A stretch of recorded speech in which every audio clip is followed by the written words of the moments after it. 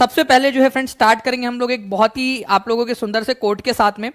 Every day is a new opportunity to become a better version of yourself. और वो opportunity आज है friends. और बिल्कुल ऐसे ही कृपा जो है आप लोगों के ऊपर में, जो भी नेचर है, भगवान है, अल्लाह है, गॉड है, जो भी आप लोग मानते हो फ्रेंड्स, नेचर मानते हो, वहां से बरस रही है और आप लोग उसको रिसीव कर रहे हो। आप लोग जब इमेजिन करते हो ना कि यार आप लोग ग्रो कर रहे हो, धीरे धीरे धीरे धीरे आपकी कैपेसिटी बढ़ रही है, तो सबकॉन्शियसली आप अपने माइंड को इंस्ट्रक्शन दे रहे होते हो कि हाँ हम बेहतर होते जा रहे हैं। आपके माइंड के पास में वो कैपेसिटी ऑलरेडी है, आपके बॉडी में वो कैपेसिटी ऑलरेडी है, बस आपको उसको एक्सप्लोर करना है।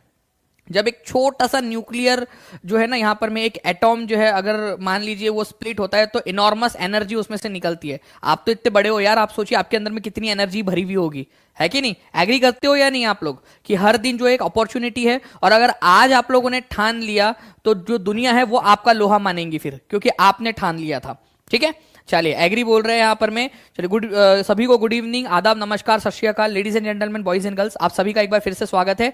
जितने भी लोगों ने सेशन को लाइक कर दिया है फ्रेंड्स, उन सभी लोगों का बहुत बहुत धन्यवाद। ये आप लोगों का मोटिवेशन है जो आप लोग पूरी टीम को दे रहे हो। जहां जहां शेयर कर सकते हो सेशन को जल्दी जल्दी से शेयर भी कर देंगे अपने दोस्तों के साथ में। पहले क्वेश्चन पर आते हैं। हुगली नदी के तट पर पहली फैक्ट्री किस वर्ष स्थापित की गई थी? इंपॉर्टेंट क्वेश्चन है और एनसीईआरटी बेस्ड एक्सप्लेनेशन मैं आपको दूंगा, ठीक है, बिल्कुल प्रूफ के साथ। हुगली नदी के तट पर पहली अंग्रेजी फैक्ट्री किस वर्ष स्थापित की गई थी? तो आप लोग यहां पर में देखिए फ्रेंड्स, एनसीईआरटी में दिया हुआ है कि अंग्रेजों की पहली फैक्ट्री, और बंगाल की बात करो, मैं बंगाल के अंदर में, बंगाल में पहली फैक्ट्री हुगली नदी के किनारे पर स्थापित की गई थी। एनसीईआरटी का स्क्रीनशॉट लगाया आप लोगों के लिए, आप देख सकते हो 1651 के अंदर में। सभी लोग लिखेंगे हुगली नदी के किनारे पर स्थापित की गई थी 1651 में। देखिए फ्रेंड्स, जो लोग यहां रहते थे, कंपनी के जो ट्रेडर्स थे, जो व्यापारी हुआ करते थे, उनको क्या कहा जाता था? एक पॉइंट यहां बन सकता है, देखो एक इंपॉर्टेंट क्वेश्चन है, आप लोगों को डायरेक्टली पूछा जाएगा। कंपनी के जो अधिकारी होते थे, जो व्यापारी होते थे, जो उस जमाने में कंपनी के लिए काम करते थे, उनको क्या कहा जाता था? उनको फैक्टर कहा जाता था। ये याद रखना आप लोगों ने, फैक्टर्स। क्या बोलते थे? लिखो जल्दी से, फैक्टर कहते थे। हिंदी में भी देख सकते हो आप, फैक्टर लिखा है, इंग्लिश में भी फैक्टर लिखा है, ठीक है। इसके अलावा उनके पास में एक वेयर हाउस होता था। वेयर हाउस का मतलब होता था गोदाम, जहां पर में वो अपना सामान स्टोर करके रखते थे, ठीक है। इसके अलावा जो है फ्रेंड्स 1696 में उन लोगों ने क्या किया, उसके अराउंड जो है फोर्ट बनाना, किला बनाना स्टार्ट कर दिया था। तो आपको क्रोनोलॉजी क्या याद रखनी है? थोड़े दिन के लिए आप लोग जो है अपने अपने आप को अमित शाह मान लो, क्रोनोलॉजी समझेंगे अपन, ठीक है। 1651 के अंदर में हुगली नदी के किनारे पर, ठीक है, पहली फैक्ट्री स्थापित की उन्होंने, ठीक है। वहां पर में जो लोग काम करते थे उनको फैक्टर्स कहा जाता था, फैक्टर्स, ठीक है, फैक्टर्स कहा जाता था उन लोगों को। फिर बाद में 1690 जो है आप लोगों का 1696 के अंदर में, ये याद रखेंगे आप लोग, 1696 के अंदर में उन्होंने किलेबंदी स्टार्ट कर दी थी, फोर्ट बनाना उस फैक्ट्री के अराउंड में। ये फैक्ट्री आपकी, उसके अराउंड में किलेबंदी करना स्टार्ट कर दिया था। तो किलेबंदी कब स्टार्ट की थी उन्होंने? बहुत ज्यादा इंपॉर्टेंट क्वेश्चन है, डायरेक्टली एनसीईआरटी से दिखा रहा हूं।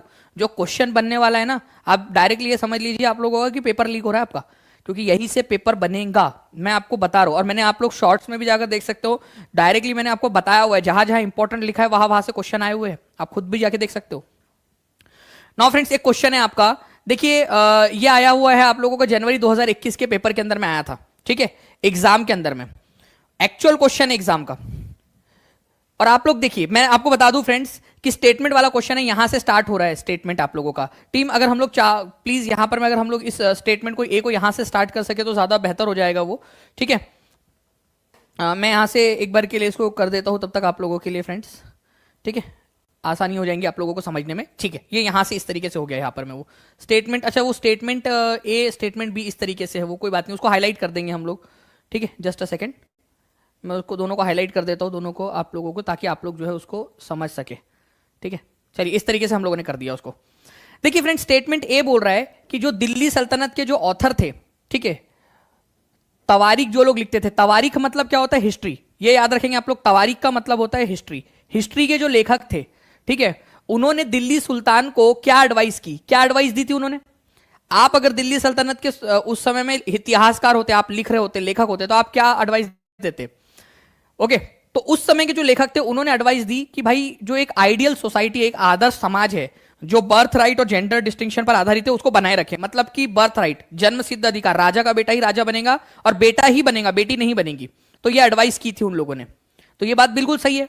उस समय के तवारीख के जो लेखक थे, वो तुम्हारे चचा मिनाजे सिराज क्या बोल के गए? वो बोले कि रजिया सुल्तान अपने भाइयों से ज्यादा काबिल थी, लेकिन एक बेटी होने के कारण, एक लड़की होने के कारण जो है वो आदर्श समाज व्यवस्था के खिलाफ थी ये उसका शासन करना। तो ये समझ में आता है हम लोगों को कि कितना जो है यहाँ पर में वो लोग भेदभाव करते थे लड़के लड़कियों के साथ में, है ना। तो स्टेटमेंट नंबर 1 तो सही है कि तवारीख के लेखक जो है राजा को भड़काते थे, राजा साहब देखो अपने लड़के को बनाओ, भगवान नहीं तो तुम्हारे नरक में जाकर ना पकोड़े तलेगा तुम्हारे, और तुम्हारे जो है यहाँ पर में दिल के अंदर में जो है वो सीख कबाब बनाया जाएगा आपके दिल के अंदर में। आप जो एरो बनाते हो ना दानिश सर जैसे बनाते हैं यहाँ पर में, ठीक है, इस तरीके से एक्चुअल में ऐसा भाला फेंका जाएगा तुम्हारे दिल के अंदर में, और उसको रोस्ट करके जो है वो जो जो दानव लोग हैं उन लोगों को खिला दिया जाएगा। तो ऐसा डरा देते थे उनको कि भाई बर्थ राइट बना के रखो, जेंडर डिस्टिंक्शन, लड़का लड़की वाला भेदभाव बना के रखो, ऐसी एडवाइस किया करते थे वो लोग उनको। और नहीं करता था राजा तो उसके बारे में बुरा बुरा भी लिखते थे, ठीक है। तो ये बात तो सही थी। Their ideas were shared by everyone, मतलब वहां पर मैं मान लो 1 करोड़ लोग थे, तो क्या सबके सब उनके आइडिया से सहमत थे क्या? कभी भी ऐसा होता क्या? ठीक है, कभी भी ऐसा होता क्या कि शेयर्ड बाय एवरीबडी? क्या हर कोई भी विचार है? आज मान लीजिए कि कोई जो है मान लो मोदी जी से सहमत है, कोई लोग राहुल गांधी से सहमत है, कोई केजरीवाल से सहमत है, कोई जो है अखिलेश से सहमत है, कोई नीतीश कुमार से सहमत है, कोई जो है ममता बनर्जी से सहमत है, कोई जो है यहाँ पर में आसाम के अंदर में कांग्रेस का समर्थन कर रहा है, कोई बीजेपी का समर्थन कर रहा है। तो फ्रेंड्स यहाँ पर मैं आपको बता दूं कि हर लोग कभी भी एक ही आइडिया को शेयर करेंगे ऐसा नहीं होता। तो their ideas were shared by everybody, ये तो बिल्कुल ही वेग ये एक स्टेटमेंट है कि ऐसा कभी नहीं होता कि सारे के सारे लोग जो है पूरे उस समय में 1 करोड़ अगर मान लो जनसंख्या होंगी तो सारे के सारे लोग उस आइडिया को शेयर करते हैं, ऐसा कभी नहीं होता यहाँ पर में, ठीक है। तो ये याद रखना है आप लोगों ने कि ये वाला आपका गलत है कि everybody were shared by their ideas, ठीक है, ये गलत है आपका। तो ऐसे कभी नहीं होने वाला है कि सारे के सारे लोग, सभी लोग जो है उसका अनुकरण कर रहे थे, ये नहीं था। कुछ लोग इसका विरोध भी करते थे, ठीक है। तो आप लोगों का आंसर बिल्कुल सिंपल सा है, A is true, B is false. और मैं आपको बता दूं फ्रेंड्स कि आप लोगों के लिए बहुत ज्यादा मेहनत करके इस तरीके के स्टेटमेंट वाली, जिसके अंदर में एक्सप्लेनेशन हो, जिसके अंदर में असर्शन हो, इसकी बुक पूरी की पूरी बनाई है फ्रेंड्स, और काफी बहुत लंबा समय लग गया है। आप लोगों को पता है कि मैंने आपको काफी लंबे समय पहले बताया था, और अभी भी फ्रेंड्स उसके ऊपर में कंटिन्यूअसली अपडेट का इंप्रूवमेंट्स जो है वो किए जा रहे हैं। लेट हो रहा है बट लेट समटाइम्स बिकम्स, ठीक है, आप लोगों का बेहतर, ठीक है, बेटर बन रहा है वो, ये याद रखना है आप लोगों ने। नहीं तो अदरवाइज क्या होता कि बहुत आसान था मेरे लिए, बट उसको अपडेट करना है, एक एक चीज को चेक करना है, एक स्पेलिंग को और एक एक चीज को, ताकि आप बेहतर तरीके से आप लोग पेपर दे सके, ठीक है। तो बहुत जल्दी ही आप लोगों को जो है फ्रेंड्स वो मिलेगी, ठीक है। तो जो बच्चे पेड में हैं उन लोगों के लिए प्री बुकिंग स्टार्ट होगी पहले, फिर उसके बाद में आप लोगों को भी मिला जाएगा। 1000 कॉपीज उसकी जो है कर रहे हैं, तो जो पहले 1000 लोग होंगे उन लोगों को प्रोवाइड कर दिया जाएगा उसको। तो तवारीख के जो लेखक थे फ्रेंड्स शायद दिल्ली में ही रहते थे, जनरली शहरों में रहते थे, और राजा को आदर्श समाज व्यवस्था बनाने की सलाह देते थे वो लोग, ठीक है। तो A is true, B is false. Explanation इसमें देखना ही नहीं था आप लोगों ने, ठीक है। देखिए फ्रेंड्स एक बढ़िया सा क्वेश्चन है आप लोगों का, सीटेट पेपर 2 30 दिसंबर 2021 का क्वेश्चन। देखिए कितना बढ़िया क्वेश्चन है ये क्वेश्चन जो है जिसने कर डाला उसकी लाइफ झिंगा डाला।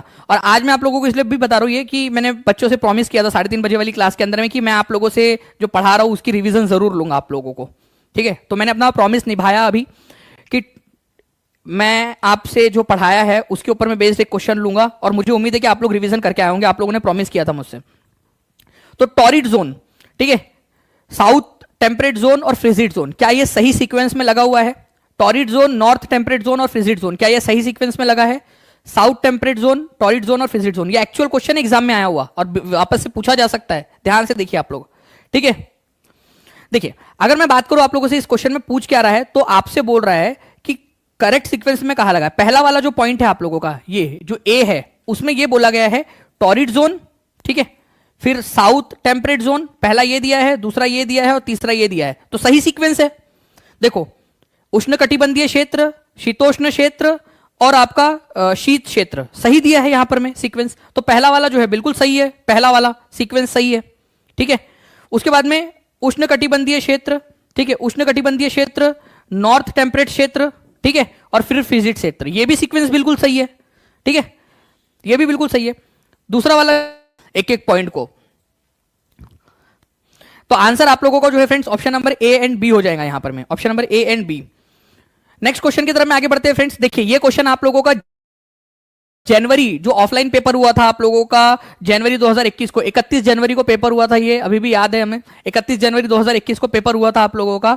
रजिया ने अपना नाम जो है इंस्क्रिप्शन पर चेंज कर लिया और ऐसे दिखाया कि वो पुरुष है, ठीक है, रजिया, अपने आप को पुरुष की तरह दिखाती थी। क्या ये स्टेटमेंट सही है? आप लोग ये जब ये ऑप्शंस देखते हो तो आप लोगों को जो है ना यहां पर में आप लोग डर जाते हो, ठीक है, कि भाई इतना बड़ा करेक्ट एक्सप्लेनेशन वाला क्वेश्चन सर, एक्सप्लेनेशन वाला क्वेश्चन नहीं जमता सर हमको, ठीक है। एक नंबर का झंडू बाम क्वेश्चन है ये, ठीक है। रजिया ने कभी अपना नाम चेंज किया ही नहीं, आपको बार बार बताया दानिश सर ने। जो बच्चा दानिश सर की क्लासेस देख रहा है उसको पता है कि दानिश सर ने बार बार बताया है आपको, ठीक है, कि रजिया ने अपना नाम चेंज नहीं किया। रजिया को प्राउड था बेटी होने के ऊपर में, बताया था कि नहीं बताया था मैंने आप लोगों को, ठीक है, कि भाई रजिया को प्राउड था, ठीक है, आप लोगों के कि वो बेटी है और अपने आप को हमेशा बेटी की तरह, इल्तुतमिश की बेटी की तरह दिखाया उसने। तो पहला ही स्टेटमेंट गलत है आपका। तो अब देखो क्या होता है, सेकंड वाला पढ़ने की जरूरत ही नहीं है, खत्म हो गया क्वेश्चन। सेकंड वाला बाद में पढ़ेंगे। Both A and B are true, ये आंसर नहीं हो सकता, ठीक है। उसके बाद में आप लोग देखो, ठीक है, यहां पर मैं ये ए वन जो है आंसर नहीं हो सकता आपका। यहां पर मैं भी बोला ए ट्रू है, आंसर नहीं हो सकता क्योंकि ए तो गलत है। और यहां पर मैं भी देखो बोला ए ट्रू है, ये भी आंसर नहीं हो सकता। बी पढ़ने की भी जरूरत नहीं पड़ी हमें पता चल गया कि चौथे नंबर का आंसर है करके। कितने लोगों को पढ़ने की जरूरत पड़ी, ठीक है। बोथ आर फॉल्स तो दिया ही नहीं है ना आपको ऑप्शन में कहीं पे भी, ठीक है, बोथ फॉल्स दिया ही नहीं है कहीं पे भी, तो हो गया खत्म। तो ये जिसने नाम चेंज किया था वो रुद्रमा देवी थी, रानी रुद्रमा देवी, दक्षिण भारत में वारंगल में काकटिया राजवंश राज करता था, वहां की रानी थी वो।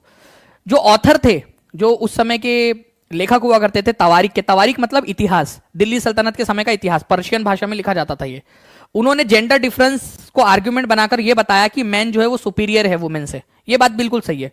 तवारीख के लेखकों ने बोला कि पुरुष जो है वो ऊपर होते हैं, स्त्रियां नीचे होती है करके, ठीक है, दर्जे में। तो ये बात बिल्कुल सही है, बट इनके आइडिया से हर कोई सहमत नहीं था, बट ऑथर लोगों ने लिख के गए, मिनाज सिराज तुम्हारे चचा लिख कर गए। चलो, तो आंसर आपको ऑप्शन नंबर 4 हो जाएगा। कितना इजी क्वेश्चन था। ऐसे क्वेश्चंस की प्रैक्टिस करनी पड़ती है तब जाके होता है। और आप लोग देखोगे फ्रेंड, धीरे धीरे धीरे धीरे आप लोगों को सबसे ज्यादा प्यार हो जाएगा इस तरह के क्वेश्चन से।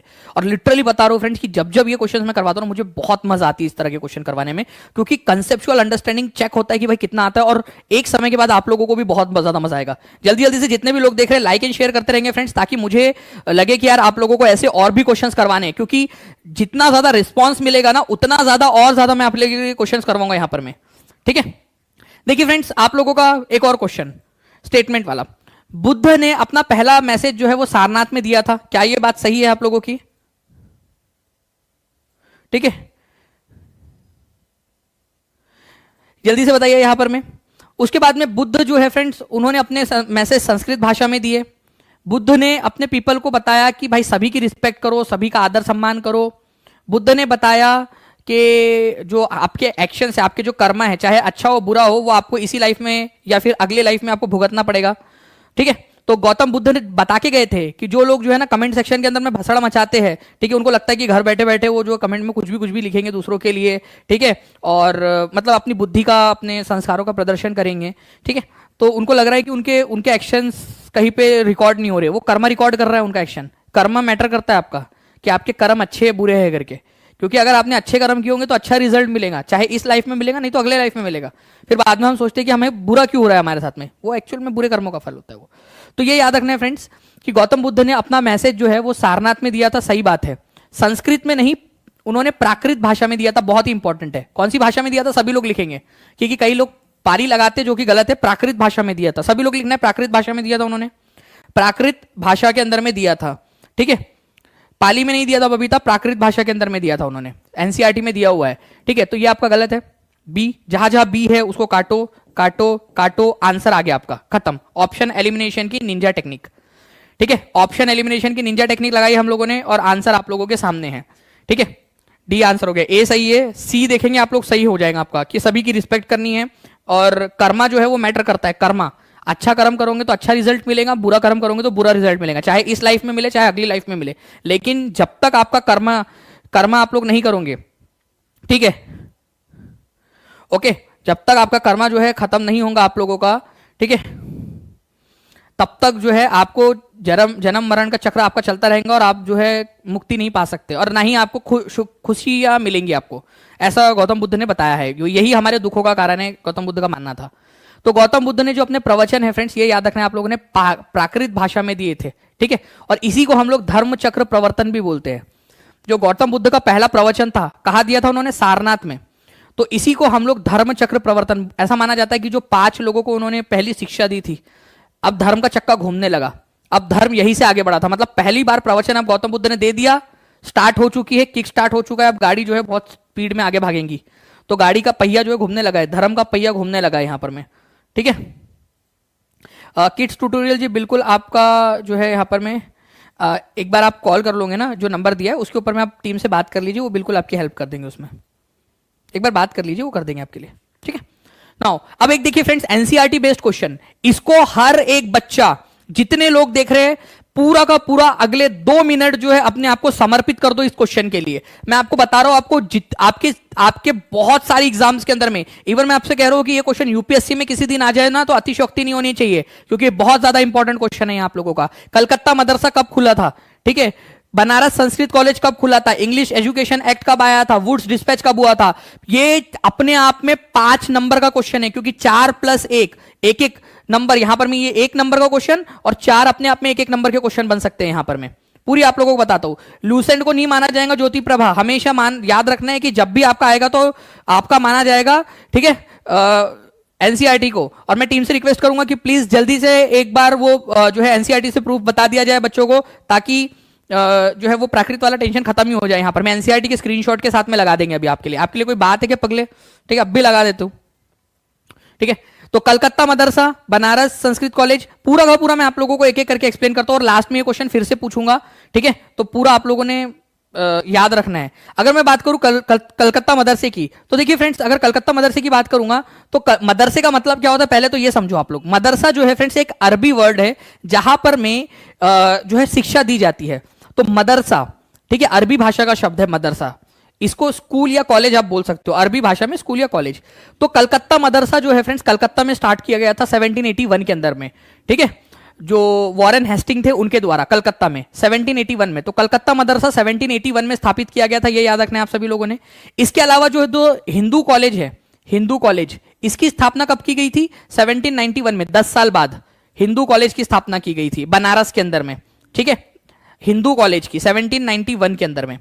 तो 1781 के अंदर में कलकत्ता मदरसा कलकत्ता में, और हिंदू कॉलेज बनारस में 1791 के अंदर में। 2 पॉइंट याद हो गए, सभी लोग लिखेंगे ये पॉइंट।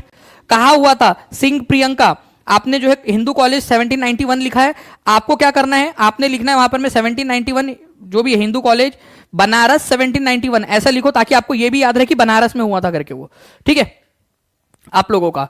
उसके बाद में जो है फ्रेंड्स, अगर मैं बात करूं यहां से, तो आप लोगों को 1781 कलकत्ता मदरसा आप लोग लगा दो, आंसर हम लोग आगे में फिर से देखेंगे इसको। 1781 और बनारस संस्कृत कॉलेज 1791, क्या आंसर इससे लगा सकते हैं हम लोग? बिल्कुल लगा सकते हैं। एक ही जोड़ी 2 के साथ लगेंगी। अरे वाह, ये तो एक ही जगह पे खत्म हो गया, खत्म, खल्लास, फिनिश। एक ही इसमें 800 से ज्यादा लोग देख रहे हैं। जल्दी से लाइक का नंबर भी 800 प्लस करना है आप लोगों ने, सभी लोगों ने 500 प्लस हो चुके हैं फ्रेंड। जिन भी लोगों ने कर दिया वो लोग रिस्पांस दे रहे हैं बराबर से। ठीक है, तो आंसर जो है फ्रेंड्स यहां पर मैं आपका आ चुका है, लेकिन फिर भी मैं आगे में आपको पढ़ाता हूं। ठीक है, कलकत्ता मदरसा 1781 में बना था। ठीक है, इसके अलावा अगर मैं आप लोगों को बात करूं फ्रेंड्स, कि संस्कृत कॉलेज जो है आप लोगों का खोला गया था। ठीक है, संस्कृत कॉलेज बनारस के अंदर में, जोनाथन डंकन, ये बीपीएससी में आया था क्वेश्चन। प्लीज इस क्वेश्चन का भी आंसर लगा दिया जाए, इस क्वेश्चन को भी लगा दिया जाए टीम। मैं आपसे रिक्वेस्ट करूंगा कि जोनाथन डंकन करके, जो अभी पेपर हुआ था आप लोगों का, ठीक है, जोनाथन डंकन, ये क्वेश्चन आया हुआ है कि संस्कृत कॉलेज की स्थापना किसने की थी? बनारस संस्कृत कॉलेज की जोनाथन डंकन ने 1791 के अंदर में। ठीक है, ये क्वेश्चन भी आप लोगों के लिए लगा देंगे, डोंट वरी। इसके अलावा जो है फ्रेंड्स, वुड्स डिस्पैच कब आया था आप लोगों का? 1854 के अंदर में। और इंग्लिश एजुकेशन एक्ट आया था 1835 के अंदर में। ठीक है, लॉर्ड विलियम बेंटिक के समय में English education act. Actually English education act के पीछे में जो दिमाग था, ये तुम्हारे, ठीक है, परदादा का दिमाग था। ठीक है, जिनका नाम था थॉमस मैकॉले। ये जो थॉमस मैकॉले थे ना, इनका मानना था कि भाई भारत के लोग असभ्य देश है, मतलब हम लोग असभ्य लोग है ना, हमारे में तो सभ्यता है ही नहीं। ठीक है भाई, तुमको परदादा बोल के संबोधित किया, तुमको लगता क्या कि तुम परदादा बोलने लायक हो? जो तुमने हमारे ऊपर में इतना अन्याय किया तुम लोगों ने, फिर भी बोला। हमारे जैसे सभ्य लोग कहां मिलेंगे तुमको? कहां मिलेंगे तुमको इतने सभ्य लोग? अभी मर गए ऊपर में, तुमको सभ्य लोग मिल रहे क्या? तो भारत को असभ्य देश मानते थे। उनका मानना था कि सभ्यता सिखाना जरूरी है हम लोगों को, और सभ्यता कैसे सिखा सकते हैं? वो अंग्रेजी भाषा का शिक्षण देकर सभ्यता सिखा सकते हैं हम लोगों को। ठीक है, तो अंग्रेजी के ज्ञान को उन्होंने जो है इंपॉर्टेंट बना दिया और बोला कि भारत के अंदर में विज्ञान प्रौद्योगिकी की शिक्षा पश्चिमी विकास को समझने में मदद मिलेंगी और इंग्लिश में एजुकेशन देना चाहिए। तो इसी वजह से इंग्लिश एजुकेशन एक्ट आया था। इनके वो माइन्यूट्स ऑफ इंडियन एजुकेशन नाम का एक पैम्फलेट इन्होंने छापा था 1834 में, ठीक है, जिसके वजह से इंग्लिश एजुकेशन एक्ट लाया गया और भारत के अंदर में इंग्लिश एजुकेशन को as an instruction of education बना दिया गया, मैकॉले। चलिए, तो इंग्लिश एजुकेशन एक्ट 1835 और वुड्स डिस्पैच। वैसे वुड्स डिस्पैच से भी आप लोग एलिमिनेट करने की कोशिश कर सकते थे कुछ क्वेश्चंस को। डी की जोड़ी जो है वो 3 के साथ एक ही जगह पे लगी है। मैंने आपको सारे के सारे बताया। ये लास्ट में प्लीज टीम एक क्वेश्चन एज इट इज इसको रख दिया जाए हमारा, ताकि हम लोग जो है ये क्वेश्चन को बच्चों से वापस से पूछ लिया जाए। रेडी है? Challenge accepted? चैलेंज एक्सेप्ट करते हो आप सभी लोग? चलो देखते हैं कितने लोग यहां पर में कर पाते हैं। चैलेंज एक्सेप्ट कर लिया है आप लोगों ने, लास्ट में देखते हो कितने लोगों को याद रहता है। नाउ फ्रेंड, नेक्स्ट क्वेश्चन आप लोग देखिए। ये भी क्वेश्चन एक बढ़िया क्वेश्चन है। Torrid zone, temperate zone, frigid zone, ठीक है, एक्चुअल एनसीईआरटी क्वेश्चन है। 5 जनवरी 2022 को पूछा गया क्वेश्चन आपका, ठीक है। चैलेंज एक्सेप्ट कर लिया आप लोगों ने। अब देखते कितने लोग यहां पर में कर पाते हैं लास्ट में आंसर। देखिए टॉरिड जोन, टॉरिड जोन जो है फ्रेंड्स हमारे पृथ्वी के ऊपर में कहां से कहां तक माना जाता है।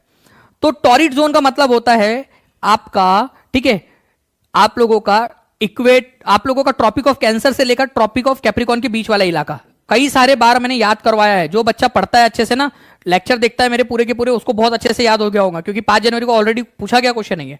तो टॉरिड जोन का मतलब होता है एक ऐसा एरिया जो ट्रॉपिक ऑफ कैंसर से ट्रॉपिक ऑफ कैप्रिकॉर्न, कर्क रेखा और मकर रेखा के बीच में क्षेत्र है। उष्ण क्षेत्र बोलते हैं। सबसे ज्यादा गर्मी यहां पड़ती है। एक ही जोड़ी 3 के साथ लगेंगी और एक ही जोड़ी 3 के साथ में केवल और केवल एक ही जगह पे लगी है। आंसर आ गया एग्जाम में। ये एग्जामिनर का क्वेश्चन है, ये मैंने नहीं बनाया, ऑप्शन मैंने नहीं बनाया, एग्जामिनर ने बना के दिया आप लोगों को। और आप खुद देखिए यहां पर में, ठीक है, आप खुद से देखिए कि आप लोग कितना आसानी से कर पा रहे हो। यहां पर में सॉल्व कितना आसानी से सॉल्व कर लिया आपने, एग्जामिनर के द्वारा बनाया गया क्वेश्चन है, ठीक है। उसके अलावा जो है फ्रेंड टेम्परेट जोन आप लोगों का, टेम्परेट जोन 2 होते हैं आप लोगों के, ठीक है, 2 होते हैं। एक होता है उत्तर वाला टेम्परेट जोन जो कर्क रेखा से लेकर आर्कटिक सर्कल तक जाता है, इसको उत्तरी गोलार्ध का टेम्परेट जोन या शीतोष्ण क्षेत्र कहा जाता है। और एक होता है आपका मकर रेखा से लेकर आर्कटिक सर्कल तक, इसको दक्षिण गोलार्ध का टेम्परेट जोन या शीतोष्ण क्षेत्र कहा जाता है। तो यहां पर मैं एक ही दिया है, ट्रॉपिक ऑफ कैंसर से लेकर आर्कटिक सर्कल, मतलब उत्तर वाला ही दिया है सिर्फ यहां पर में इस पर्टिकुलर पॉइंट में। तो लगा देंगे, कोई दिक्कत नहीं है। उसने कंफ्यूज करने के लिए आपको दिया एक ही, लगा दो, ठीक है। फ्रिजिड जोन जो होता है आप लोगों का वो 2 इलाके में होता है। ये भी जैसे टेम्परेट जोन होता है ना, वैसे 2 इलाके में फ्रिजिड जोन होता है। शीत क्षेत्र, बहुत ज्यादा ठंडी पड़ती है वहां पर में। नॉर्थ पोल और आर्कटिक सर्कल के बीच वाला जो क्षेत्र है इसको फ्रिजिड जोन, शीत क्षेत्र बोलते हैं। शीत क्षेत्र बोलते हैं, बहुत ज्यादा ठंडी पड़ती है। और वैसे ही यहां पर में भी होता है आपका आर्कटिक सर्कल जो 66.5 डिग्री साउथ में है और नॉर्थ पोल जो कि 90 डिग्री साउथ में है, उसके बीच वाले एरिया को फ्रिजिड जोन बोलते हैं। तो उत्तर और दक्षिण दोनों में बोला जाता है। तो फ्रिजिड जोन आर्कटिक सर्कल और नॉर्थ पोल के बीच में है और अंटार्कटिक सर्कल और साउथ पोल के बीच में है, ठीक है। तो इस तरीके से ये भी बन जाएगा आप लोगों का, ठीक है। चलिए, तो ये भी याद रखेंगे आप सभी लोग फ्रेंड्स, इंपॉर्टेंट पॉइंट है, एग्जाम के अंदर में कभी भी आपसे पूछा जा सकता है। तो आंसर इसका ऑप्शन नंबर ए हो जाएगा। जितनी ज्यादा प्रैक्टिस करोगे उतना ज्यादा काम आएगा, और ये हाई लेवल एग्जाम्स के अंदर में भी काम आती है ये सारी की सारी चीजें। नाउ फ्रेंड्स, वीरासी लिंगम पंटुलू, इन्होंने एक एसोसिएशन बनाई थी विधवा पुनर्विवाह के लिए मद्रास में। लेक्चर अगर ध्यान से देखा होगा आप लोगों ने पिछले लेक्चर, तो एक मैंने पॉइंट बताया था बीच में वीरासी लिंगम पंटुलू का, याद करो। वीरासी लिंगम पंटुलू का एक क्वेश्चन बताया गया आप लोगों को, जिसमें बोला था कि इन्होंने मद्रास प्रेसिडेंसी के अंदर में विधवा पुनर्विवाह के लिए एक संस्था बनाई थी, वीरासी लिंगम पंटुलू ने। तो बिल्कुल सही बात है यहां पर में।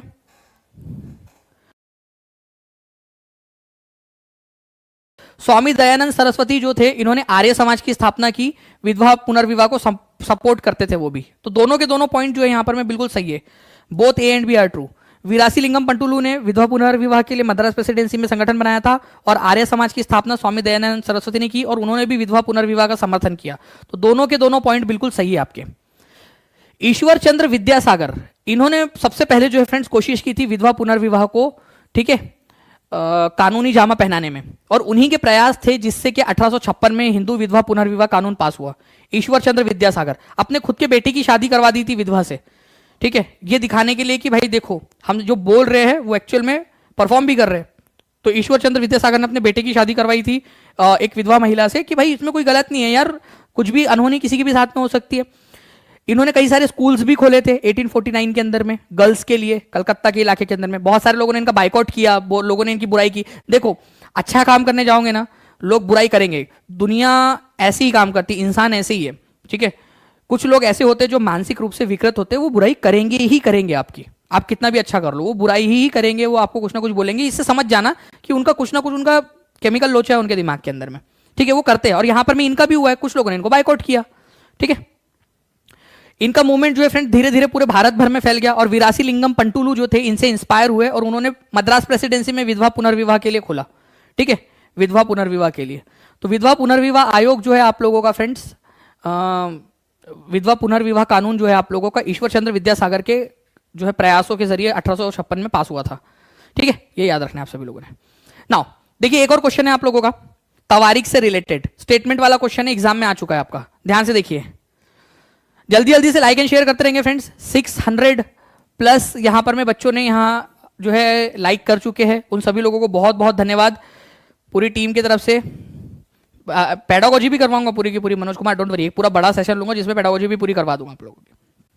तो तवारीख जो है फ्रेंड्स आप लोगों का, तवारीख उर्दू में विद्वानों द्वारा लिखी गई थी, ठीक है। उर्दू में नहीं लिखी गई थी, फारसी भाषा में लिखी गई थी, ये याद रखना है, पर्शियन भाषा के अंदर में, ठीक है, फारसी। तो ये आप लोगों का तो पहला वाला ही गलत हो गया, 1 गलत हो गया। तो जहां जहां 1 दिया हुआ है काटो काटो काटो काटो, आंसर आ गया, ठीक है। द राइटर्स ऑफ तवारीख used to live in urban areas, वो शहरी इलाकों में रहते थे, बिल्कुल सही बात है, दिल्ली और उसके आसपास वाले इलाकों में ही रहा करते थे जनरली वो लोग। They often wrote their histories for सुल्तान in the hope of rich reward, सरदार खुश होगा, शाबाशी देगा, तो सरदार अपने राजाओं के लिए बहुत तारीफें लिखा करते थे लोग, ठीक है। सरदार खुश होगा, शाबाशी देगा, तो रिच रिवॉर्ड पाने के लिए, इनाम और इकराम पाने के लिए ये लोग क्या करते थे, इनाम इकराम समृद्ध पुरस्कार पाने के लिए ये लोग लिखा करते थे, ठीक है। चलिए, और उनके सुल्तानों से उनको बहुत सारे पैसे मिलते भी थे, ठीक है। तो दूसरा और तीसरा बिल्कुल सही है, पहला वाला गलत है, फारसी भाषा में लिखते थे। तो पहला वाला एलिमिनेट करके ही आप लोग आराम से इस पर्टिकुलर क्वेश्चन को कर सकते थे यहां पर में, ठीक है। Very good Piyu. तो 2 is the correct answer. Persian भाषा में लिखते थे, ये याद रखना है, फारसी भाषा में ये लोग जो है क्यों लिखते थे, समृद्ध पुरस्कार मिलेंगे, इनाम इकराम मिलेंगे, खुश होगा राजा तो। लेकिन ये लोग शहरी इलाकों में रहते थे, गांव वगैरह में शायद ही जाते होंगे कभी, तो गांव के बारे में ज्यादा लिखा नहीं उन्होंने ज्यादातर शहरी भाषा, शहरी इलाकों के अंदर में ही लिखा है। देखिए फ्रेंड्स, 21 जनवरी 2022 का एक question, latitude an imaginary circle with varied radius, ठीक है। लैटिट्यूड एक अक्षांश जो है काल्पनिक वृत्त रेखा है जिसकी त्रिज्या विविध है, मतलब अलग अलग आकार की अलग अलग त्रिज्या वाली आप लोगों के लैटिट्यूड होते हैं। सबसे बड़ा लैटिट्यूड होता है आप लोगों का इक्वेटर, मतलब पूरा का पूरा एक ऐसा सर्कल बनाता है बीच में। पृथ्वी को इमेजिन करो आप लोग, पृथ्वी, और उसके बिल्कुल बीचों बीच में एक ऐसा सर्कल बना दिया है, उसको इक्वेटर बोलते हैं, सबसे बड़ा सर्कल, उसकी सबसे बड़ी रेडियस। फिर थोड़ा और ऊपर जाओगे 1 डिग्री, थोड़ा हल्का सा कम होगा वो, फिर 2 डिग्री और कम होगा, और जैसे ही आप पोल की तरफ में जाओगे वो बहुत छोटा छोटा होता जाएगा, पोल पे तो बिल्कुल डॉट बन जाता है वो। तो लैटिट्यूड जो है फ्रेंड्स एक इमेजिनरी सर्कल्स है, ठीक है, जो कि अलग अलग साइज की होती है, बिल्कुल सही बात है। अक्षांश काल्पनिक वृत्ताकार रेखाएं है जो अलग अलग त्रिज्या की होती है, अलग अलग रेडियस होती है उनकी। सबसे बड़ा रेडियस इक्वेटर का होता है, और जैसे जैसे जैसे जैसे ऊपर जाओगे रेडियस कम कम होता जाएगा। तो ए तो आंसर में होना ही चाहिए, 2 में ए नहीं दिया तो मैं 2 तो नहीं लगाऊंगा। एजुकेटेड गैस की तरफ में आगे बढ़ते हम लोग, ठीक है। उसके बाद में अगर मैं बात करूं, latitude is very important to know the local time. Latitude जो है फ्रेंड्स वो लोकल टाइम के लिए इंपॉर्टेंट होता है, नहीं, लॉन्जिट्यूड होता है इंपॉर्टेंट लोकल टाइम के लिए। आपको बता दूं फ्रेंड्स कि टाइम निकाला जाता है ऐसे खड़ी वाली जो लाइन होती है ना आप लोगों की, ठीक है, इससे निकाला जाता है टाइम, लॉन्जिट्यूड से, कि कितना लॉन्जिट्यूड पर है, देशांतर जिसको बोलते हैं। अक्षांश से टाइम नहीं निकालते, टाइम निकालते हैं देशांतर से, ये आप लोगों को समझना था, देशांतर से समय निकाला जाता है। तो बी वाला आपका गलत है, जहां जहां बी है काट दो, बी है काट दो, बी है काट दो, ठीक है। तो खत्म ही हो गया, ठीक है, आप लोगों का, ठीक है, बी है काट दो आप लोगों का। तो आंसर जो है 3 के अलावा कुछ हो ही नहीं सकता, ए, सी और डी। बाकी के पढ़ने की जरूरत भी नहीं पड़ी। अक्षांशों को अंश में मापा जाता है, ठीक है, डिग्री में मापा जाता है कि कितना degree, 1 degree, 2 degree, 3 degree, 4 degree, 90 degree pole पर आ जाता है नॉर्थ में, फिर 90 डिग्री साउथ में आओगे तो साउथ पोल आ जाएगा, तो अंश में डिग्री में मापा जाता है, बिल्कुल सही है। विषुवत वृत्त दोनों तरफ ध्रुवों को बीच में से काटता है, पृथ्वी के 2 भागों में बांट देता है, ठीक है, ओके, ये याद रखना है आप लोगों ने। तो विषुवत वृत्त से दोनों तरफ ध्रुवों के बीच की दूरी पृथ्वी के चारों ओर के वृत्त का 1/4 है, ओके। चलिए, तो आप लोगों को याद रखना है कि दोनों तरफ जो है वृत्त आप लोगों के यहां पर में जो विषुवत वृत्त से दोनों तरफ के ध्रुवों के बीच की जो दूरी है, ठीक है, अगर आप देखोगे यहां से यहां तक की दूरी कितनी है, तो 1/4 है ना, मतलब यहां से देखिए 4 हिस्से मान लो आप यहां पर में, इस तरीके से इस तरीके से इस तरीके से इस तरीके से, तो यहां से यहां तक की दूरी जो है वो 1/4 होंगी आप लोगों की, क्योंकि अगर हमने बिल्कुल बीच में माना है इसको, तो बीच से आप देख लीजिए यहां पर में आपका 1/4 होती है वो दूरी, पूरे के पूरे जो रेडियस उसका जो पूरा का पूरा सरकमफरेंस है उसकी 1/4 होती है, ठीक है। तो सी इज द करेक्ट आंसर आप लोगों का।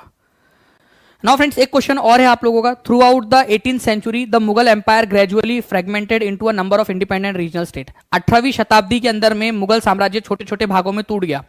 कुछ कारण थे उसके, एक तो औरंगजेब ने मनमाने तरीके से शासन चलाया इस वजह से, दूसरा फ्रेंड्स औरंगजेब के बाद में जितने भी मुगल शासक आए वो सारे के सारे कमजोर थे, मुगल शासन धीरे धीरे छोटे छोटे हिस्सों में टूट गया, जैसे कि फॉर एग्जाम्पल अवध का इलाका, बंगाल का इलाका, ठीक है, और हैदराबाद का इलाका, ऐसे कई सारे इलाकों में टूट गया। With the decline of Mughal empires the governors of large provinces, subedars and great zamindars consolidated their authority in different parts of Indian subcontinent, ठीक है। जैसे जैसे मुगल एम्पेयर जो है मुगल एम्पेयर्स जो है वो डिक्लाइन होने लगे, उनका कद घटने लगा या उनकी शक्ति घटने लगी, तो क्या हुआ, जो अलग अलग जमींदार थे, सूबेदार थे, ठीक है, जमीन या प्रांत के गवर्नर हुआ करते थे, उन्होंने अपने अपने इलाके में अपना पावर बढ़ाना स्टार्ट कर दिया और मुगल सल्तनत से धीरे धीरे खुद को अलग कर लिया, ठीक है, अपना अलग राज्य बना लिया। तो 18वीं शताब्दी के अंदर में 18th सेंचुरी में मुगल सल्तनत क्यों टूटी, क्यों टूटी, इसका कारण दिया है क्या बी में, हां या ना में बताओ जल्दी से, क्या इसका कारण दिया है, जल्दी बताओ, क्या ए का कारण बी में दिया हुआ है। आपको बोला है कि 18वीं शताब्दी में मुगल एम्पायर धीरे धीरे टूट गया, छोटे छोटे भागों में, स्वतंत्र राज्यों में विभाजित हो गया। बी में क्या उसका, आर में क्या उसका कारण दिया हुआ है, हाँ या ना बताओ जल्दी से, आप लोग आर पढ़ो और मेरे को बताओ कि कारण दिया है या नहीं। तो कारण दिया है, क्यों कारण दिया है, मुगल सम्राट जो थे उनका पतन हुआ, और उनके पतन के साथ में क्या हुआ, जो बड़े बड़े प्रांतों के सूबेदार थे, जमींदार थे, उन्होंने अपना पावर जो है कंसोलिडेट करना स्टार्ट कर दिया, अपना अधिकार जमाना स्टार्ट कर दिया, जिस वजह से मुगल सल्तनत धीरे धीरे पार्ट में टूटी। छोटे छोटे पार्ट में क्यों टूटी, क्योंकि डिक्लाइन हो गया मुगल एम्पायर्स का, मुगल एम्पायर का कद छोटा हो गया, उनके पावर कम हो गई, और जो गवर्नर थे अलग अलग इलाके के, उन्होंने अपने अपने इलाके में अपना पावर जो है मजबूत कर लिया, इसी वजह से मुगल एम्पायर जो छोटे छोटे पार्ट में टूट गया। तो both A and R true and R is the correct explanation of A, ठीक है, this is the right answer. और इस तरह के क्वेश्चंस की प्रैक्टिस आप लोगों को बहुत सारी करनी पड़ेगी फ्रेंड्स, ठीक है, जितने ज्यादा क्वेश्चंस करोगे स्टेटमेंट टाइप के उतना ज्यादा आपको समझ में आएगा, और समझाने में भी प्रॉपर एक्सप्लेनेशन होना चाहिए, ठीक है, प्रॉपर एक्सप्लेनेशन होना चाहिए कि कैसे आप लोग जो है उस क्वेश्चन को देखें। और जो मैंने आप लोगों के लिए बुक लिखी है ना, उसमें एक एक पॉइंट को, एक एक एक्सप्लेनेशन वाले पॉइंट को बिल्कुल आसान भाषा में समझाया है कि इसका आंसर ए क्यों है, बी क्यों नहीं है, कैसे जो है वो आर जो है वो ए को एक्सप्लेन कर रहा है, ये समझाने की कोशिश की गई है आप लोगों को, ठीक है। तो ये एक बहुत ही इंपॉर्टेंट होता है आप लोगों का। तो आंसर इसका ऑप्शन नंबर 1 हो जाएगा आपका, कि both A and R are true and R is the correct explanation of A, क्योंकि ए का एक्सप्लेनेशन दिया गया आर में कि क्यों छोटे छोटे पार्ट में टूट गया, क्योंकि मुगल सल्तनत कमजोर हो गई थी और जमींदार और जो बाकी के सूबेदार थे उन्होंने अपने हाथ में पावर लेना स्टार्ट कर दिया था, ठीक है। नाउ फ्रेंड्स आगे बढ़ने से पहले मैं आप लोगों को बता दूं कि आप लोग टीचिंग परीक्षा को इंस्टाग्राम पे भी फॉलो कर सकते हो, इंस्टाग्राम पे, फेसबुक पे, आप गूगल पे सर्च कीजिए, आप लोग यूट्यूब पे सर्च कर सकते हो फ्रेंड्स आप लोग टीचिंग परीक्षा को, जहां पर में काफी सारी चीजें आप लोगों को मिलेंगी। तो टीचिंग परीक्षा जो है आप जितने भी सोशल हैंडल्स है सभी जगह पे फॉलो करके रख लीजिए, क्योंकि कंटिन्यूअसली आपके दिमाग में जब ज्ञान की फीडिंग होती रहेंगी, आप लोगों को बहुत सारी अच्छी चीजें मिलती रहेंगी, तभी जाकर जो है आप लोग क्या करोगे, आप लोग बेहतर तरीके से अपनी तैयारी, सोते खाते हर जगह पे आप लोग जो है पढ़ाई करोगे, और सबकॉन्शियसली आपको पता भी नहीं चलेगा कि कब आप लोग जो है प्रो बन चुके हो अपना वर्जन।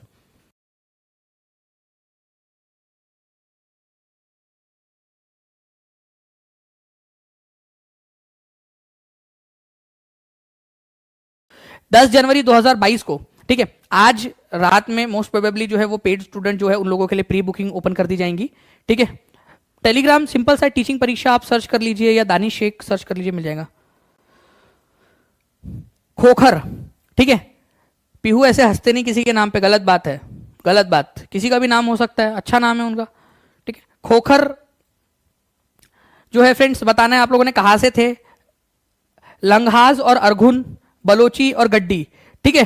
तो गड्डी, मैंने एक चीज हमेशा याद रखा है कि जब भी एक बड़ी सी गड्डी आ जाएंगी तो गड्डी से कहा जाएंगे हम, हिमालय पे जाएंगे, पश्चिमी हिमालय पे। तो एक गड्डी आ जाए तो पश्चिमी हिमालय के अंदर में चले जाएंगे, तो गड्डी से हिमालय घूमने जाएंगे, ठीक है। तो गड्डी एक ट्राइब, एक्चुअली वो गड्डी वाला गड्डी नहीं है ये, लेकिन ट्राइब का नाम है। तो गड्डी से हिमालय घूमने जाएंगे, तो डी की जोड़ी जो है आप लोगों की 1 के साथ में लगनी है। और यहाँ पर मैं आप लोगों का आई थिंक शायद से थोड़ा सा इसको क्वेश्चन को हमें ऊपर करना पड़ेगा, क्योंकि ऑप्शंस आप लोगों के यहाँ पर में छुप गए हैं। बट आप लोग टाइप कर दो, कोई बात नहीं, आप लोग तब तक टाइप कर दो, पढ़कर मजा आ जाता है सर। चलिए वेरी गुड, मजा आ रहा है। तो ऐसी मजा जो है हम लोगों को आते रहना चाहिए। और जल्दी जल्दी से फ्रेंड्स लाइक एंड शेयर भी करते रहो सभी लोग, जितने लोग देख रहे हैं। ऑप्शन अभी दिखने लगेंगे आपको, देखिए दिख गया है यहाँ पर में, ओके।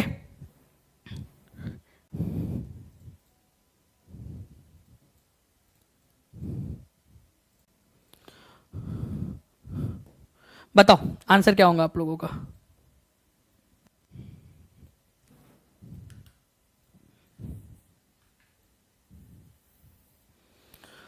तो देखिए अगर हम लोग बात करेंगे फ्रेंड्स कि आप लोगों का यहां पर में खोखर, ठीक है, बलूचीज, तो गड्डी का मैंने आप लोगों को बता दिया, गड्डी मतलब पश्चिम हिमालय। तो डी की जोड़ी जो है वो 2 के साथ लगनी है आप लोगों की, और डी की जोड़ी 2 के साथ एक ही जगह पे लगी थी यार, खत्म हो गया वो तो, सॉरी डी की जोड़ी 3 के साथ लगनी है आप लोगों की। डी की जोड़ी 3 के साथ कहाँ लगी है, डी नहीं, दो के ही साथ लगनी है, 2 पे दिया है वेस्टर्न हिमालय 2 के साथ में, तो यहां पर में ही लगी है, एक ही जगह है। डी की जोड़ी 2 के साथ में एक ही तो जगह लगी थी, आंसर आ गया आपका, ठीक है। मैं निकला गड्डी लेके वेस्टर्न हिमालय पर, ठीक है। उसके बाद में जो बलोचीज लोग हैं फ्रेंड्स, बलोच लोग, तो ये नॉर्थ बलोच लोग कहां पर में रहते थे, बलोचिस्तान, कहां पर में मिलेंगे आपको, बलोचिस्तान, ये यहां मिलेंगे आपको बलोचिस्तान, इधर में, मतलब नॉर्थ वेस्ट साइड के अंदर में, नॉर्थ वेस्ट साइड के अंदर में, उत्तर पश्चिमी इलाके में। तो बलोच, सी की जोड़ी 4 के साथ लगनी चाहिए आप लोगों की, बलोची ट्राइब जो है वो डी, सी जो है 4 नॉर्थ वेस्ट में है, पाकिस्तान में पड़ता है ना बलोचिस्तान, तो बलोच यहां पर में रहते हैं आप लोगों के, ठीक है। उसके अलावा जो है फ्रेंड्स अगर मैं बात करूं खोखर जनजाति, तो खोखर, ठीक है, तो खोखर जो है फ्रेंड्स पंजाब की है। और लंघाज और अरघुन मुल्तान और सिंध, देखो यहां पर में लंघाज और अरघुन है, 2 है, तो यहां पर में भी 2 है, मुल्तान और सिंध के इलाके में रहते थे ये लोग, मुल्तान और सिंध के इलाके में, इंपॉर्टेंट पॉइंट है आप लोगों का, ठीक है।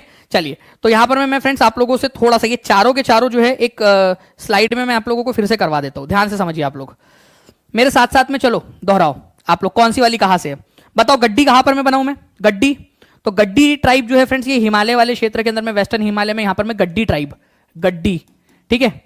उसके अलावा मैं मुल्तान और सिंध के इलाके में यहां पर मैं बनाऊंगा अरघुन और लंघाज, ठीक है, लंघाज और अरघुन, या अरघुन और लंघाज, जो बोलना चाहो आप लोग बोलो, अरघुन एंड लंघास, ठीक है। इसके अलावा यहां पर मैं उत्तर पश्चिम में और चले जाओ आप लोग इधर साइड में, तो बलूच, पाकिस्तान के इलाके में बलूचीज या बलूच लोग, और पंजाब के इलाके में यहां पर मैं खोखर, ठीक है, खोखर,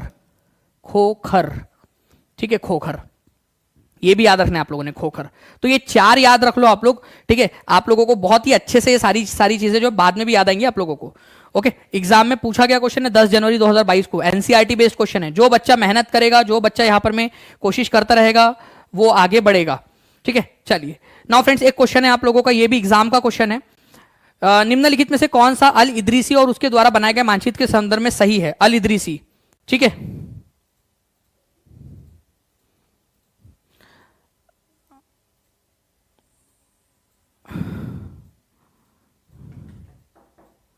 ठीक है, चलिए जल्दी जल्दी से बताते जाएंगे आप सभी लोग इस पर्टिकुलर क्वेश्चन का आंसर क्या होगा।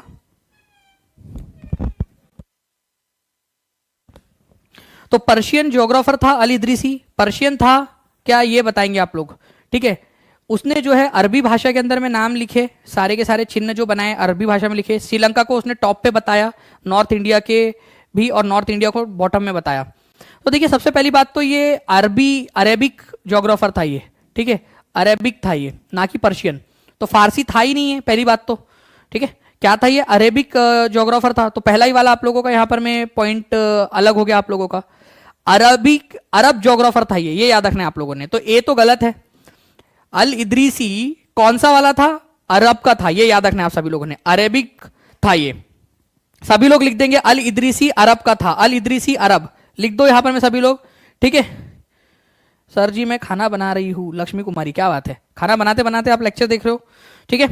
तो ये अल इदरीसी अरब ज्योग्राफर था, वर्ल्ड मैप उसने बनाने की कोशिश की थी फ्रेंड्स आप लोगों की 12वीं शताब्दी के अंदर में। ठीक है, इसने क्या किया, साउथ इंडिया को टॉप पे बनाया और श्रीलंका को भी टॉप पे बनाया और नॉर्थ इंडिया को साउथ में बनाया था उसने। देखिए यहां श्रीलंका ऊपर में बनाया उसने, ठीक है, श्रीलंका को इधर में बनाया, ठीक है, और साउथ इंडिया को भी टॉप में बनाया और नॉर्थ इंडिया को नीचे किया, उल्टा मैप बना दिया था उसने।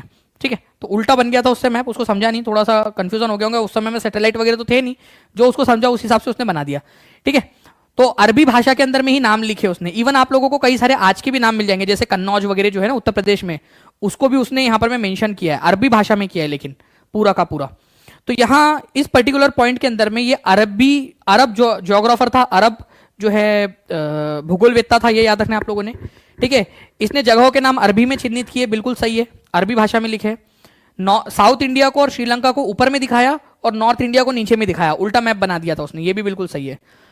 तो पहली बात तो ए को एलिमिनेट करो, ए को एलिमिनेट करो। एलिमिनेशन की निंजा टेक्निक वर्क्स 99.99% टाइम। ठीक है, अगर आपको बाकी के नहीं भी पता होते, सिर्फ ये भी पता होता तो भी आप आराम से कर सकते थे यहाँ पर में। ठीक है, आराम से क्वेश्चन को आप सॉल्व कर सकते थे। ठीक है, बहुत बढ़िया। चलिए नेक्स्ट जो है फ्रेंड्स हम लोग यहाँ पर में हमारे जो है रिवीजन की तरफ में आगे बढ़ेंगे हम लोग, लेकिन उससे पहले मैं चाहूंगा यहाँ पर में कि जितने भी लोग हमारे साथ में जुड़े हुए हैं फ्रेंड्स, सेशन को लाइक जरूर कर देंगे। ठीक है, जैसे मैं देख पा रहा हूँ यहाँ पर में 780 प्लस जो बच्चे हैं उन्होंने अपना रिस्पांस दे दिया है पूरी टीम के लिए। बाकी लोग भी लाइक करते रहेंगे और टीचिंग परीक्षा चैनल को सब्सक्राइब जरूर कर लेना है आप सभी लोगों ने। अब रिवीजन फास्ट फॉरवर्ड आप लोगों का जल्दी जल्दी से। ठीक है, पहला क्वेश्चन जो है फ्रेंड्स आप लोगों की स्क्रीन के ऊपर में ये रहा, एसएससी जेई में पूछा गया था और आपका एनसीईआरटी बेस्ड है, सीटेट में भी आ चुका है और बीपीएससी में DSSB में पूछ सकते हैं। पहली अंग्रेजी फैक्ट्री 1651 में कहां पर में, कौन से नदी के तट पर बनाई गई थी? सिंपल सी बात है, अभी आपको इसका उल्टा क्वेश्चन पूछा था मैंने जो पहला पूछा था। ठीक है, हुगली नदी के किनारे पे बनाई गई थी, पश्चिम बंगाल में, बंगाल के अंदर में हुगली नदी के किनारे पर। ठीक है, तो ये आप लोगों ने याद रखना था, सी इज द करेक्ट आंसर। ठीक है, आप देख सकते हो हुगली नदी के किनारे पे बनी थी 1651 में, एनसीईआरटी से लिया गया पॉइंट है और आप देख सकते हो एसएससी जेई में आया है क्वेश्चन ये। ठीक है, तो जो आप पढ़ रहे हो ना, आपको बहुत बड़ा एक ताकत मिल रही है। कलकत्ता मदरसा कौन से वर्ष स्थापित किया गया था? कलकत्ता मदरसा। ठीक है, तो कलकत्ता मदरसा स्थापित किया गया था आप लोगों का 1781 के अंदर में कलकत्ता में, और जो हिंदू कॉलेज है, ठीक है, वो आप लोगों का स्थापित किया गया था आपका 1791 के अंदर में। नाउ फ्रेंड्स आप लोग जो है यहां पर में, ठीक है, वाराणसी में, बनारस के अंदर में हिंदू कॉलेज, ठीक है, जिसको संस्कृत कॉलेज के नाम से भी जाना जाता था, आप लोगों का 1791 के अंदर में जोनाथन डंकन ने स्थापित किया था। देखिए सीटेट पेपर 2 2015 में आया हुआ क्वेश्चन, आपसे बोला गया कि कौन सा वाला कथन सही है। ये जो राइटर्स थे उन्होंने उर्दू भाषा में लिखी तवारीख के बारे में लिखा है, उर्दू भाषा में लिखी तवारीख गलत है। कौन सी भाषा में लिखी आप लोग बताओगे? भाषा का नाम आप लोग बताइए जल्दी से कमेंट करके, कौन सी भाषा में लिखी थी तवारीख को, कौन सी भाषा में लिखा गया। दूसरा फ्रेंड, तवारीख जो है उन लोगों ने लिखा जो कभी शायद ही कभी शहरों में रहते होंगे। अरे भाई शायद ही कभी शहरों में नहीं, वो शहरों में ही रहते थे। ठीक है, ज्यादातर समय। यहां उल्टा लिखा है कि शायद ही कभी शहरों में रहते होंगे, नहीं, शायद ही कभी शहरों में नहीं रहते थे, वो शहरों में ही रहते थे और जनरली दिल्ली में ही रहते थे वो लोग, तो ये भी गलत है आपका। ठीक है, इसके अलावा जो है फ्रेंड्स, तवारीख के जो लेखक है उन्होंने तवारीख इनाम और इकराम पाने के लिए नहीं लिखी थी, पुरस्कार पाने के लिए नहीं लिखा था। हाँ आए ना, ये लोग तो बड़े दूध के धुले थे कि कोई इनाम नहीं चाहिए ऐसे ही लिख रहे। अरे भाई इनाम पाने के लिए ही लिखा था उन्होंने, इनाम और इकराम पाने के लिए लिखा था, तो ये भी गलत है।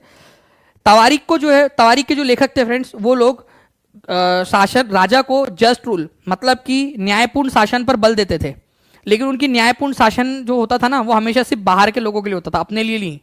जब अपनी खुद की बारी आती थी या राजा की बारी आती थी तो वहां तो जन्म सिद्ध अधिकार, ठीक है, और लिंग भेद, बर्थ राइट और जेंडर डिस्टिंक्शन, वो सब आ जाता था।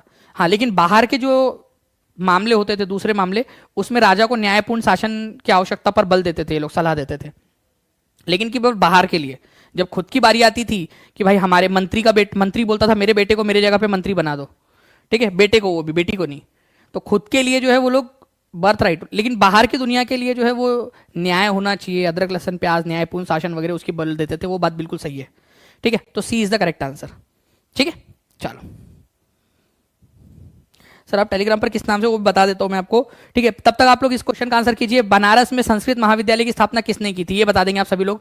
दानिश शेख आप सर्च कर लीजिए टेलीग्राम पे, DANISHSHEIKH।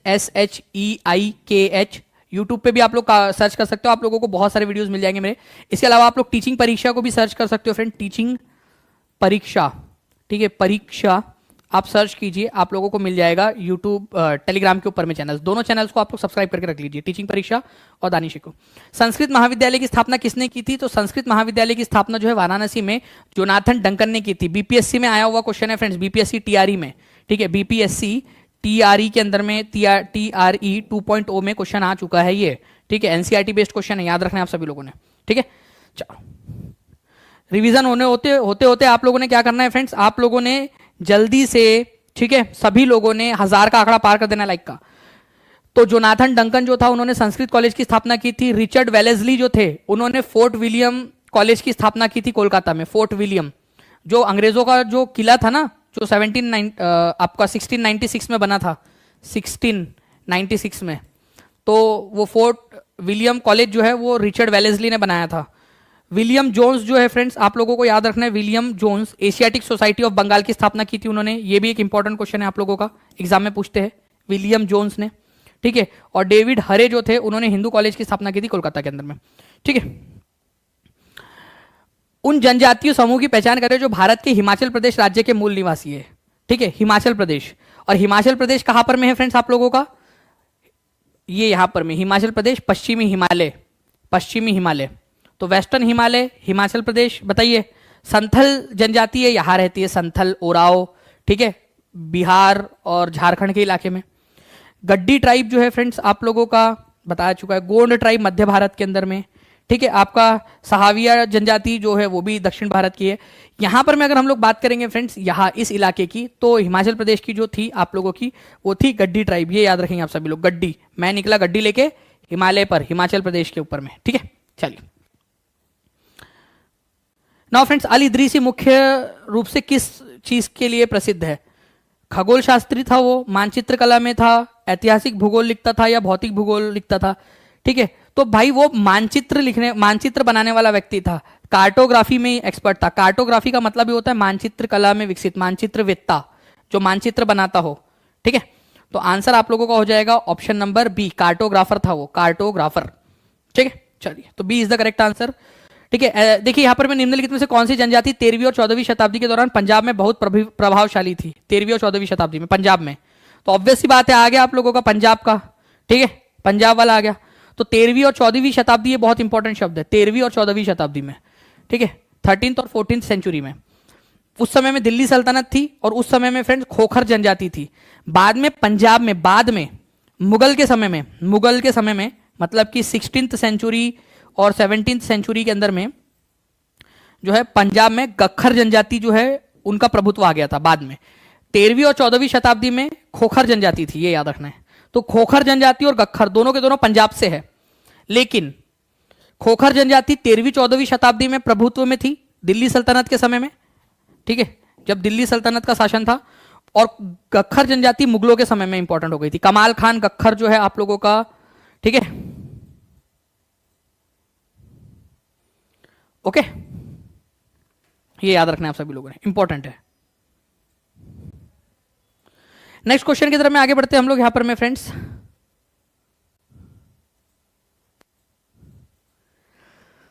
हमारे देखिए ये क्वेश्चन आप लोगों से मैंने कहा था कि मैं आप लोगों से पूछूंगा और आप सभी लोग इसका आंसर करेंगे, ठीक है। देखते हैं कि कितने लोगों ने चैलेंज को एक्सेप्ट करके चैलेंज को सही तरीके से किया है यहां पर में, बताइए जल्दी जल्दी से,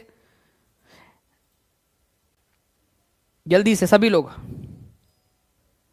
चलिए बहुत बढ़िया। देखिए फ्रेंड्स, अगर आप लोगों से बात करें यहाँ पर में आप लोगों की कलकत्ता मदरसा, तो कलकत्ता मदरसा जो है फ्रेंड्स ये याद रखना है आप लोगों ने 1781 के अंदर में, ठीक है। बनारस संस्कृत कॉलेज आप लोगों का, ठीक है, तो ये 1791 के अंदर में आप लोगों का। उसके बाद में बात करेंगे हम लोग इंग्लिश एजुकेशन एक्ट की, तो इंग्लिश एजुकेशन एक्ट 1835 और वुड्स डिस्पैच 1854। सभी लोग यहां पर में जल्दी जल्दी से चारों के चारों पॉइंट लिख दीजिए। 5 क्वेश्चन के आंसर करने आपने इसमें कमेंट बॉक्स में, और हर एक बच्चा, जो लोग बाद में देख रहे हैं वो लोग भी कमेंट्स में आंसर्स करते रहेंगे। हर एक बच्चा कमेंट में आंसर कर दो, एक एक पॉइंट लिख दो। कलकत्ता मदरसा 1781 पहला कमेंट करना है आप लोगों ने। बनारस संस्कृत कॉलेज 1791 दूसरा कमेंट करना है आप लोगों ने। जल्दी से सभी लोग करेंगे यहां पर में, हर एक बच्चा, ठीक है। इंग्लिश एजुकेशन एक्ट, ठीक है, 1835 के अंदर में आया था, तीसरा कमेंट आप लोगों ने करना है। वुड्स डिस्पैच, ठीक है, आप लोगों का 1854। और फिर आपको आंसर करना है कि इस पर्टिकुलर क्वेश्चन का आंसर क्या होगा आप लोगों का। इस क्वेश्चन का जो आंसर है आप लोगों का फ्रेंड्स वो हो जाएगा आपका ऑप्शन नंबर बी, क्योंकि एक ही जगह है जहां पर मैं आप लोगों का एक ही जोड़ी 2 के साथ में लगी हुई है। खत्म। ऐसे 5 आंसर्स, 5 कमेंट्स आप लोगों ने करने हैं और हर बच्चा करेगा यहां पर मैं कमेंट, मुझे हर एक बच्चे का चाहिए कमेंट, ताकि आप लोगों को ये सारी की सारी चीजें याद हो जाए, क्योंकि जब तक प्रैक्टिस नहीं करोगे तब तक याद कैसे होगा आप लोगों को सारा चीजें।